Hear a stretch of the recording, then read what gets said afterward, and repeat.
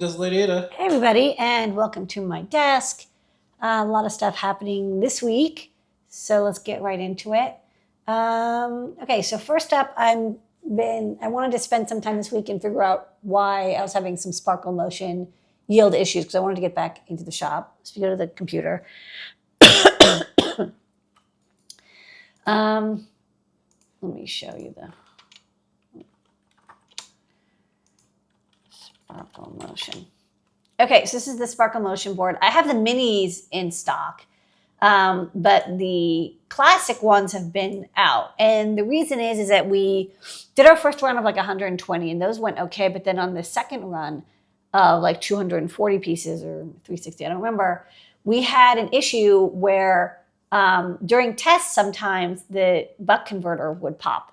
And then also two customers had the same issue happen. Like ones that had passed test, they plugged it into the DC power and it popped. And this is a buck converter that converts like 20 volts down to 3.3 volts. And, you know, regulators, buck and boost regulators popping is really annoying because it's an edge case. So it's not like it's easily, it's not like it happens every time. If it happened every time, it's like, well, it's easy to know when you fixed it because then when it doesn't happen, you know it's resolved.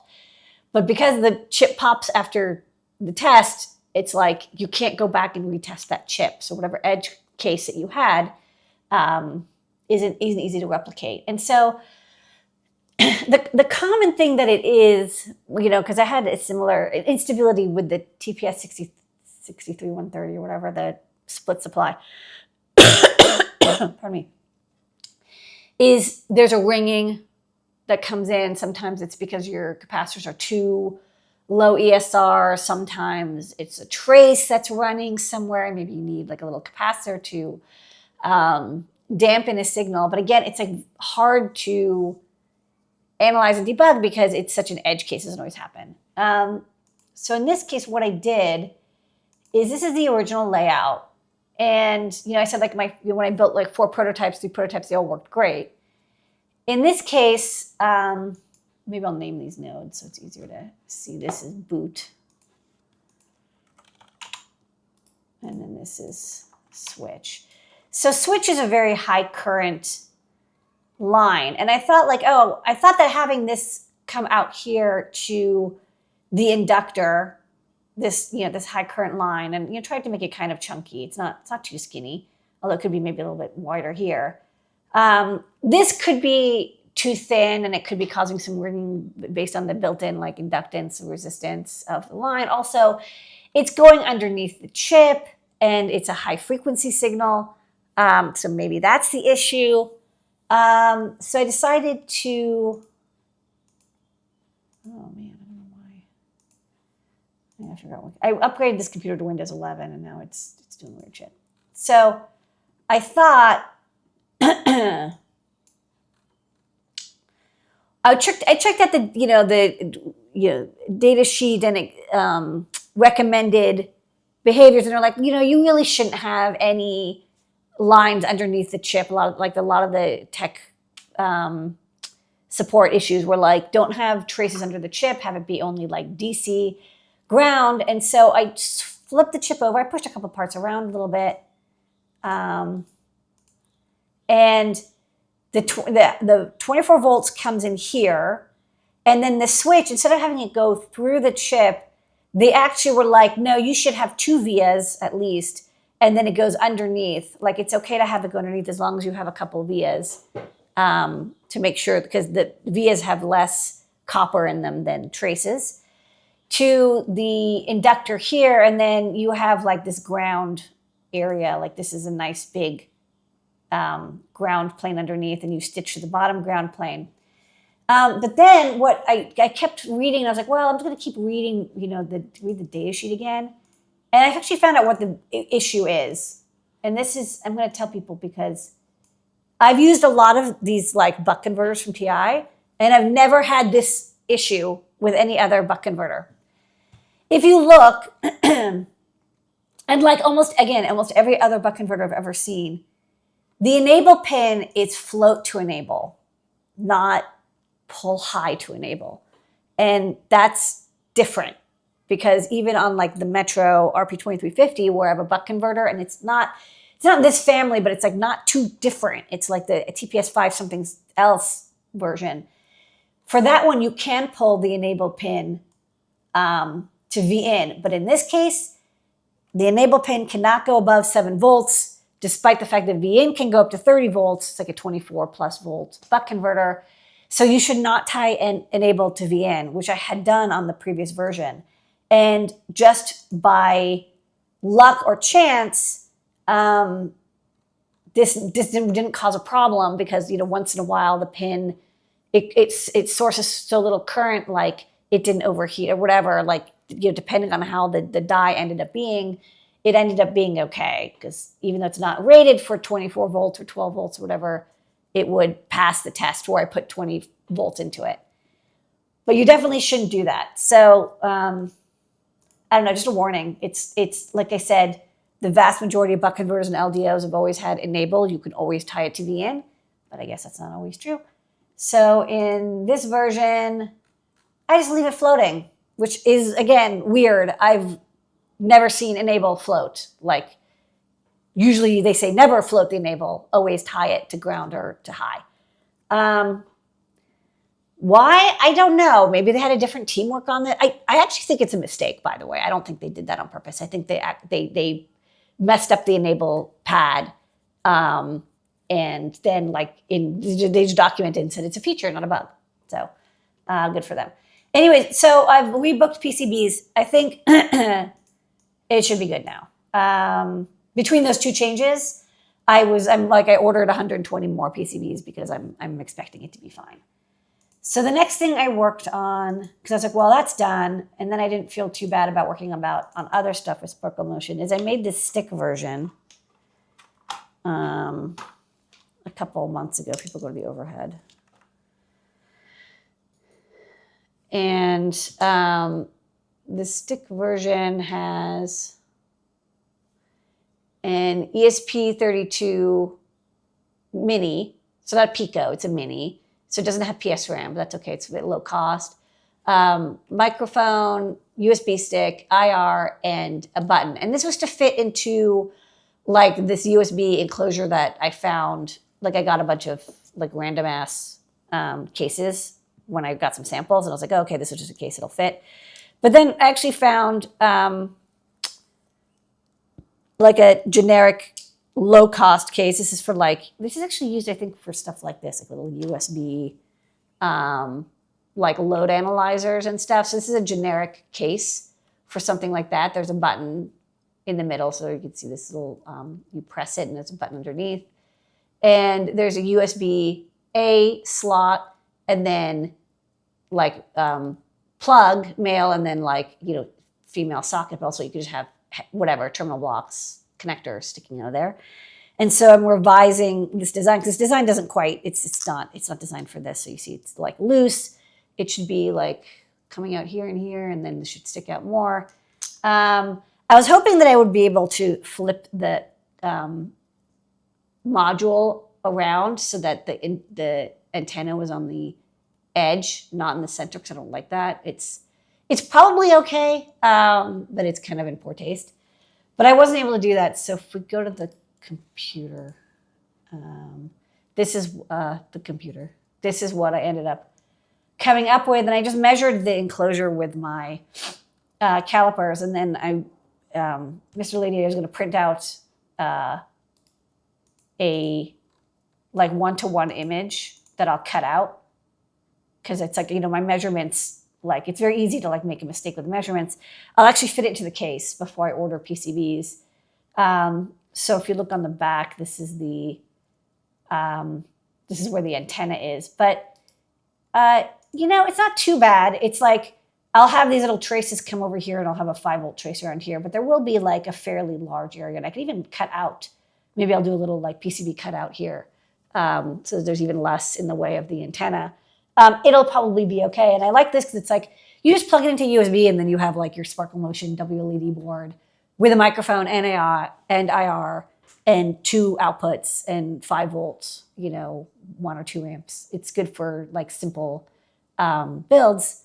And it has like, the built-in programming, and it has a button also. So there's this button in the middle here that you would that would for modes, or if you wanted to put into actually, you don't really need to put into bootload mode, because we have the USB to serial converter to do that. But like to change modes or to tell it to do something.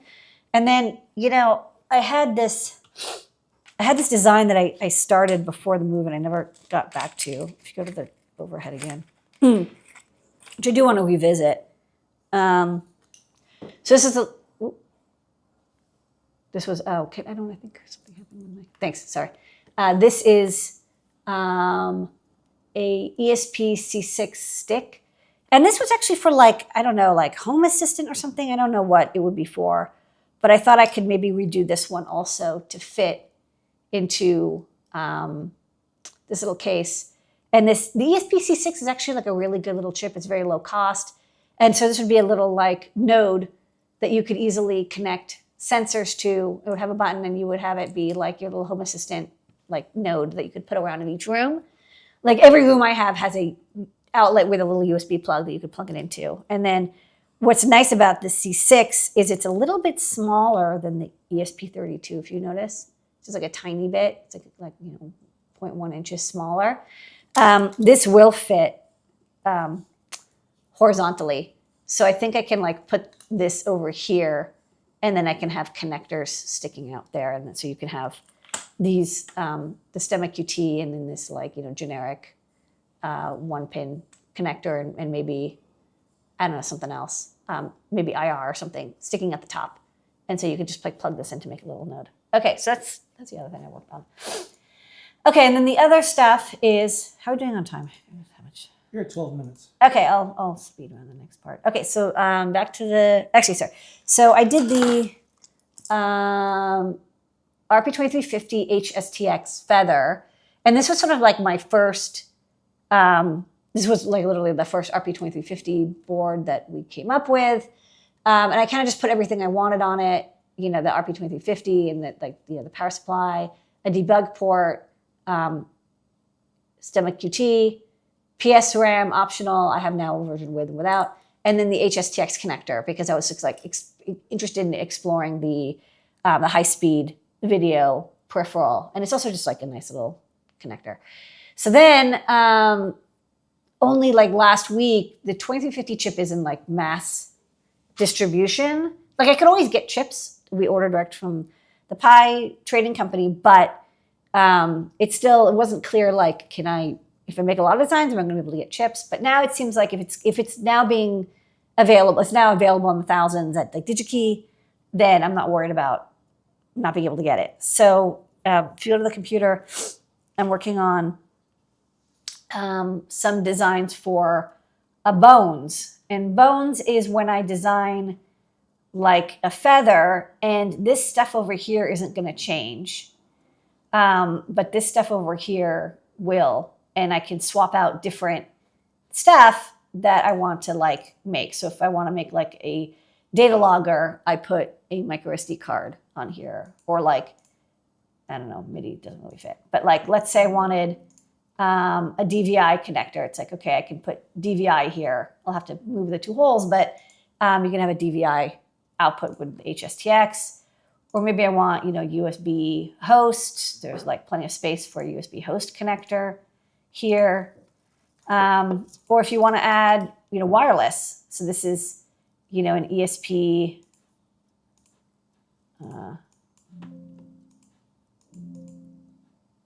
C6. So this is, again, that C6 module. Basically, maybe it will poke out a 0.5 millimeter. You can have a, wireless coprocessor. You could have LoRa. This one's a little bit of a tight fit, which I'll explain why. I was just very lucky on when I made the LoRa Feather for RP2350.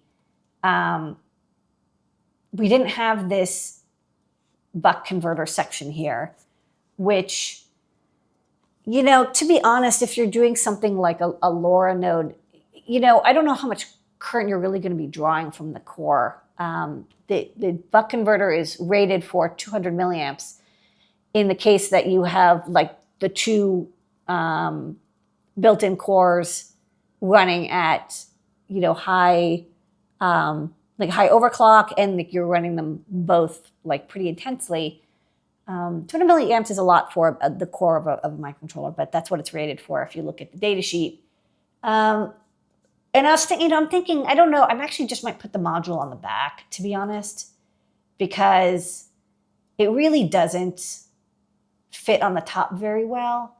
And if I fit it on the back, then I could probably have enough space to do like not just a WFL, but also an SMA antenna, which could be nice. And I don't know, maybe also like another, like a Wi-Fi coprocessor or something. So you could have like this like mega node.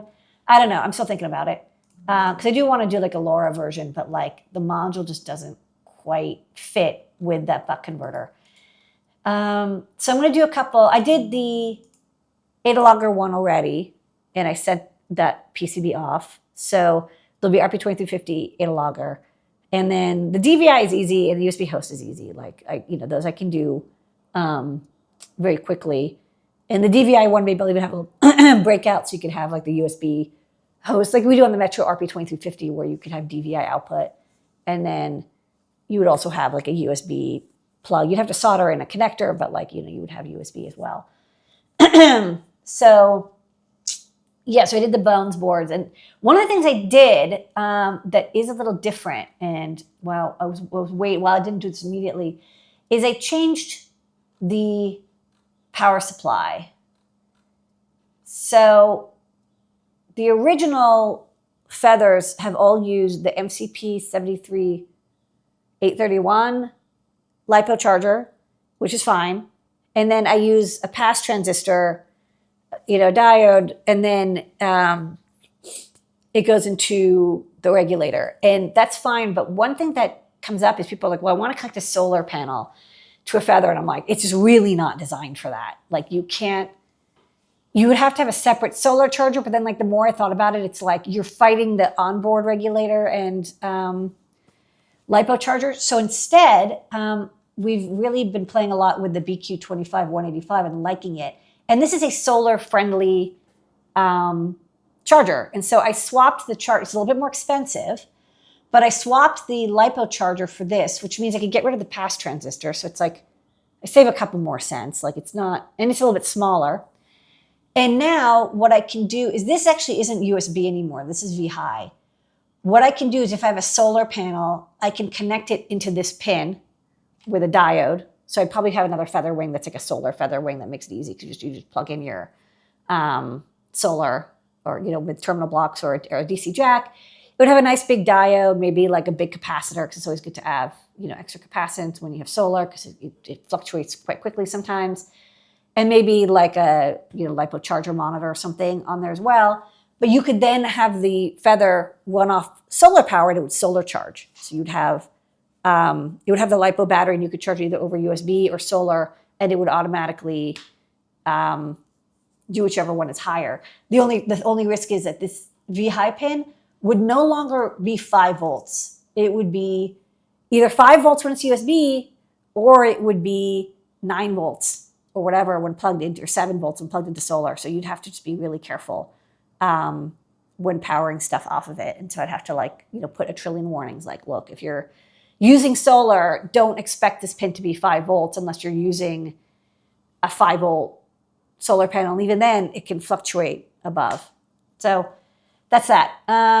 But I think we'll see. I mean, I'll make a couple feathers and see. Look, if everyone blows up their boards and is like, "You didn't warn me enough," then maybe I'll revise the design. But I don't. It's with DIY electronics. There's always this trade-off of I want to give people the ability to do stuff, but then they literally will blow things up, and it's like, why did you let me do that? And it's like, well, if I protected the input, then it's constricting. If I remove the protection, you have the freedom to explode. So we'll see.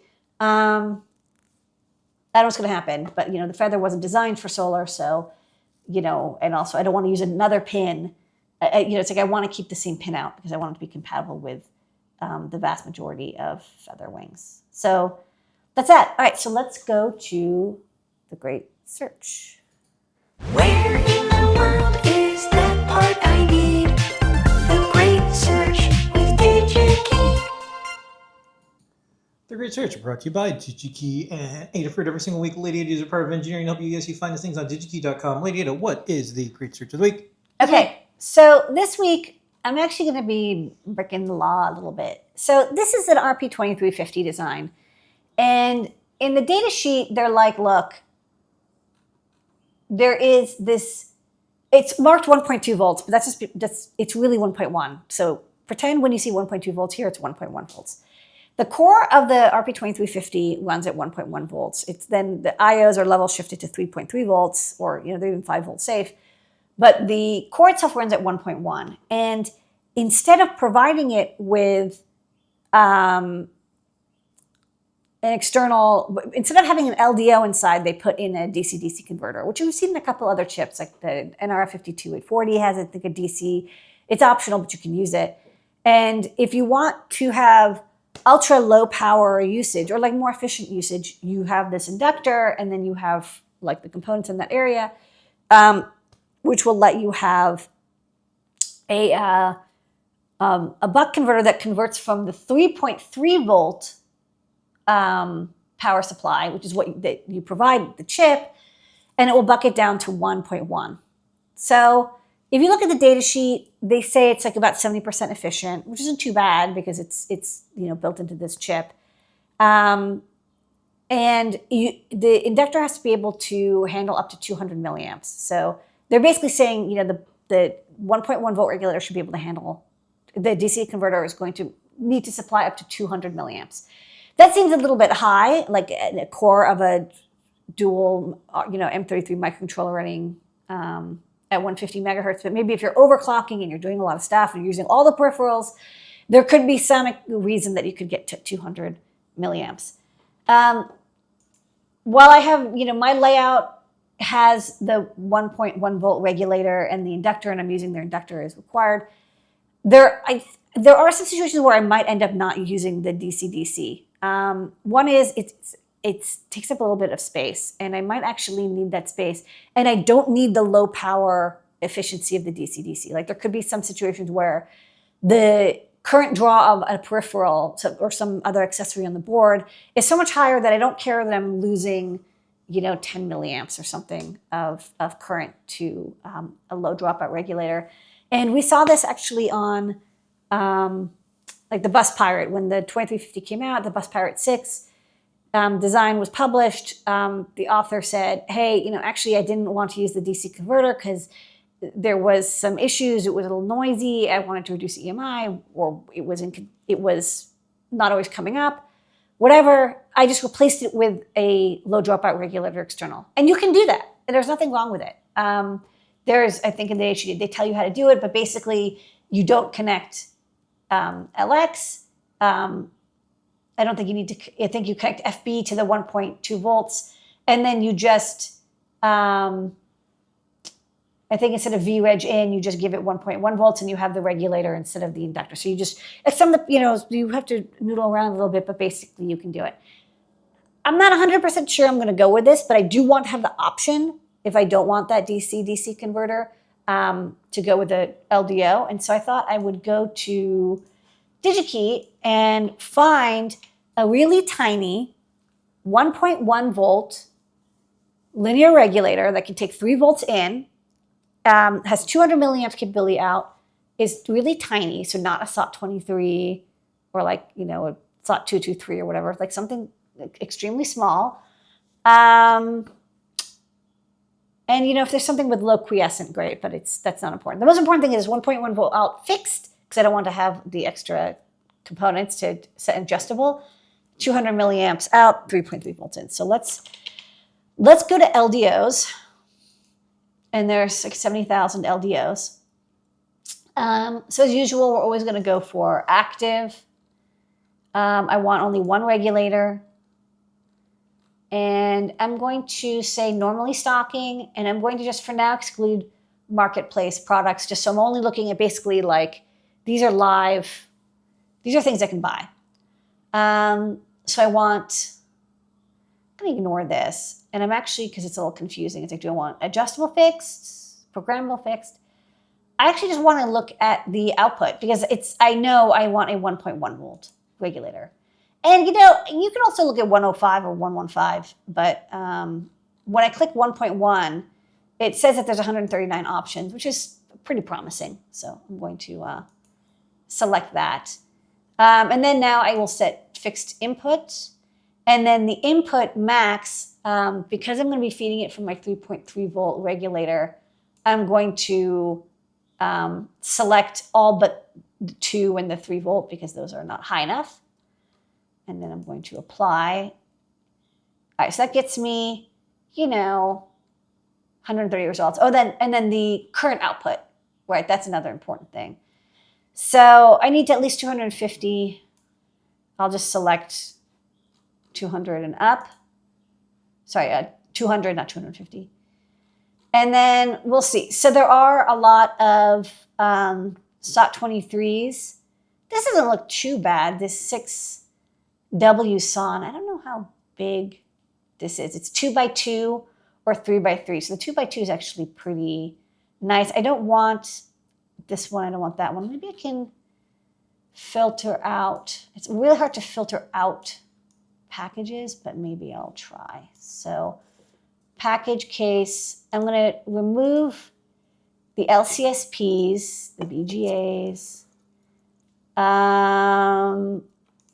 Yeah, just remove the BGAs, because I don't like those. They're hard to work with. Definitely not SOT 89, definitely not SOT TO 220. And then I think even the SC70s are going to be too big. I think this is a good set. Okay, let's see what comes up. So what is this package called? What do they call it? SC74. Okay, it's a smaller version of the SOT23. But the one that I actually really thought was really promising and also they had lots in stock and is a low price is this 4XDFN TLV7433. So this chip, it's 1.1 volt output. It's only 1 millimeters, but I like the little corner pads. So let me look at the data sheet. Let me just check what the pinout is. It's available in SOT23 and X2 SON. I guess that's what it's called. And let's look at the X2 SON layout. Okay, so if it's the X2 SON, there is in-out ground enabled. They don't have like that non-connected pin. And what's nice is that middle pin is thermal, so you can just connect it to ground. So this isn't even like a pain to route. Like even though it's quite small, the layout of the pads make it easy to assemble. So I'm actually kind of liking this. It's also inexpensive. It's only like 3 cents in quantity, 4 cents in quantity. That's good for a regulator. And so it's a little bit less expensive than the inductor and it's much smaller. So if there are situations where I really want to reduce that board space, I don't want the EMI from the DC-DC, I'm going to pick up this, the TLV 74331 in the X2 SON, X2 SON 4-pin layout available at DigiKey. And that is Great Search. Where in the world is that part I need? The Great Search with DigiKey. Alrighty, that's our show. Let's go. Let's go. All right, I'm going to keep hacking away at all this stuff. Hack. Send in your bones requests. Hack. We'll maybe I'll get those made. Probably have a bunch of those coming out in the year. As for tariffs, I don't know. I don't have any control over it. However, you might see prices of some things fluctuate. If tariffs comes and goes, we'll try to adjust the prices as necessary. But a lot of our stuff is made in, has components that are made in, China, in Taiwan, in Philippines, in Vietnam, in Europe, in the UK, especially those ESP32 modules, right, which are not going to be available from any other country. So just something to keep in mind if you're like thinking, should I get something now or later? The tariff price might be higher later. Again, outside of my control, nothing I can do about it. We'll keep people up to date with all that stuff. So yeah, that's the news from the Alrighty. desk Ladyada. That's Joe. Bye, everybody.